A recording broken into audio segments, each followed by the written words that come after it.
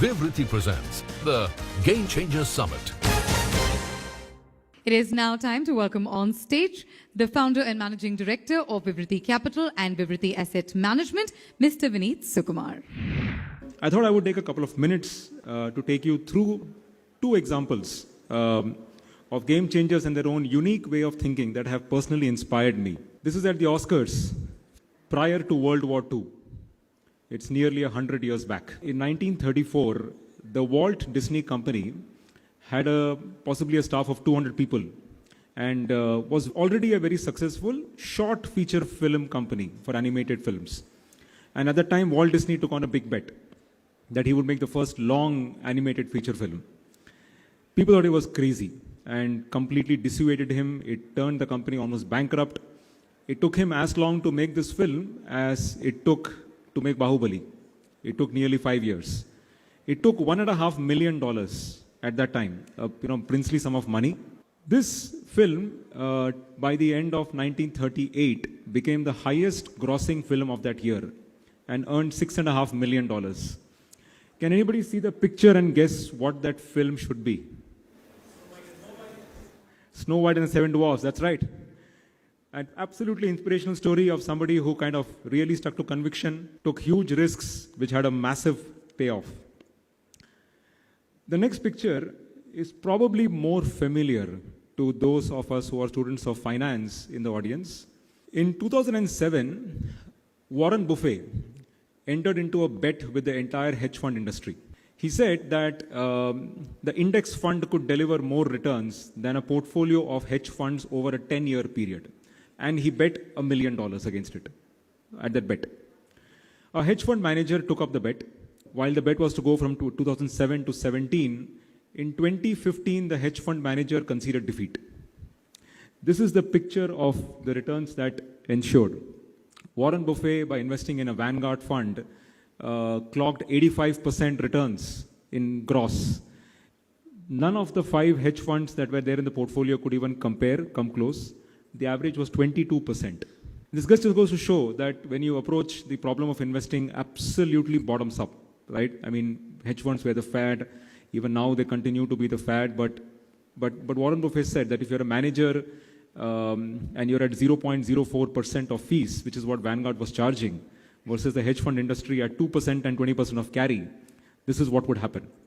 And he was proven right over a decade. I think these are just kind of great examples to show, to inspire us on and possibly guide us in our way of thinking on how we must be bold, how we must take bets, how we must stick to conviction, how we must think absolutely bottoms up. I think the future is coming up very, very fast and it will take all of what we have to weather it. Ladies and gentlemen, it is time to welcome our next speaker, an innovator, academician, environment activist, and an education reformist. Meet the founder of Students' Educational and Cultural Movement in Ladakh. And ladies and gentlemen, a revolutionary who has changed the game for a community. Please put your hands together as we welcome on stage none other than Mr. Sonam Garg.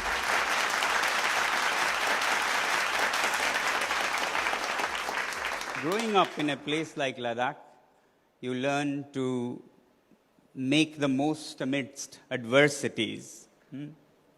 And that's what my story is. I learned that it's a different curriculum it takes to become a problem solver. The curriculum that it takes to become a problem solver are things like curiosity. Curiosity that comes loaded with every child is the secret of learning, not the textbooks, not the teachers. So curiosity is the first pillar of problem solving, even in a harsh place like Ladakh. But curiosity alone is not enough. It can be monkey curiosity, just to entertain yourself. To become a problem solver, you need more than that, and that is empathy. That is a feeling for others' pains and problems and wanting to solve it. Now, this you don't get from schools. From school, you get how to compete and how to give problems and how to step on others and compete and cutthroat compete. That's not empathy. This I learned more from my mother than any teachers or any school, because my mother was always concerned. She was not schooled, but highly educated, in my terms. Anybody who's passing by would get things to eat, drink, and so on.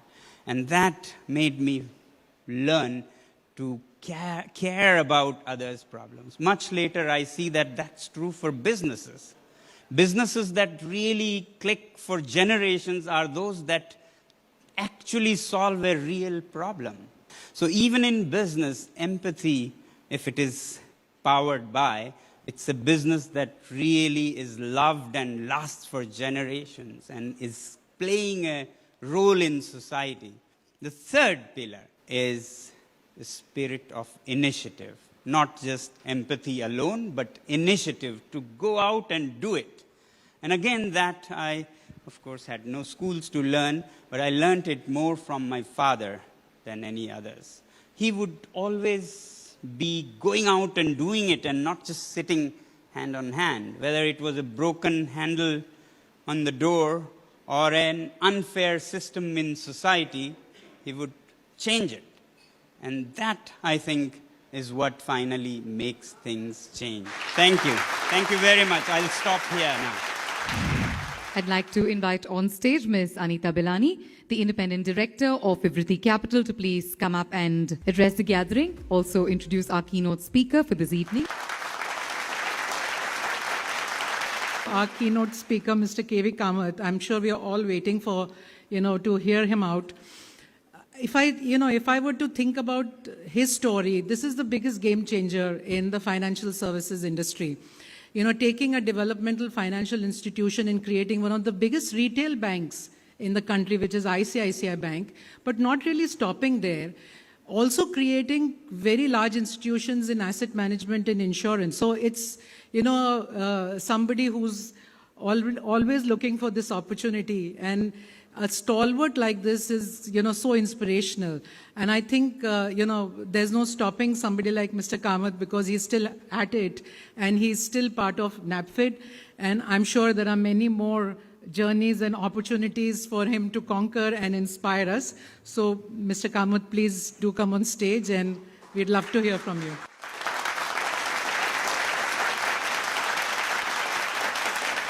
When I became CEO of ICICI, the parent of the bank, I said, if we have to grow and we have to put a mainframe in the bank, we can't afford it. So my IT people said, well, then you basically can't run technology. I said, no, there are newer things happening and let's take a bet on those. So we became adept at using technology because we had no choice.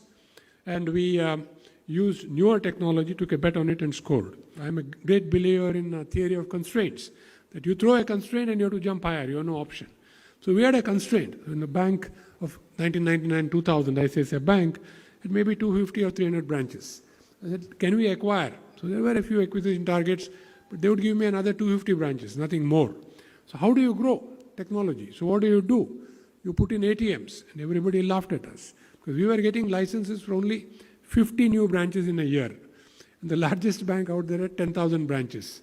I said, I don't have 200 years to live to become somewhere there with 10,000 branches. So you had to put out ATMs. And at a point in time when there were 50 ATMs, you said, we will put 1,000 ATMs. Well, I won't go into the challenges there. But that was rolled out. In the next 8 months, we rolled them out. And then, of course, we kept growing it. What I'm saying is the ability to take calculated risks on technology was there even then. People took it in a measured way. I think it is today available in much larger footprints, as it were, and you could do it at a much faster pace, and probably at a cost cheaper than what it was then, because all costs have disrupted. I will end by, maybe a slight note of caution on one subject. I think there is always going to be a challenge between value creation and valuation. Almost every platform that I have seen, and young people come to me, discuss, I have been impressed, enormously impressed. Platforms that I use, which all of you use probably in daily life, I'm enormously impressed. These are really innovators. These guys are disruptors, and they will mean a lot to India as we go along. Aspire for that 25 trillion economy and where you are in that economy. align your value and valuations, and I'm sure you will be unstoppable. Thank you, Vineet. Thank you, the Vivriti team. Thank all of you. I'd now like to invite on stage Ms. Namrata Kaul, the independent chairperson of Vivriti Capital, to please come up on stage and give us the closing remarks. Whatever we have heard today has been inspiring. And to that extent, I think the summit has been successful in achieving what it set out to do. That is to constantly challenge ourselves and to aim for more. And that is exactly what we continue to do at Vivriti today. It is our belief that the market needs not one Vivriti, but many such Vivritis, and it's for all of us to pave the path to reach that goal. Thank you all once again very much for being a part of the first ever edition of the Game Changers Summit 2022. This is a community that is certainly going to increase the GDP of the country and going to foster one another. And we hope to see you for many more sessions and, of course, the second edition as well.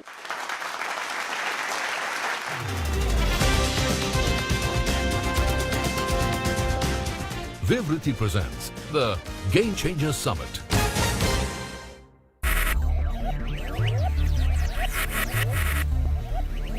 Focus, ideate, innovate, enable.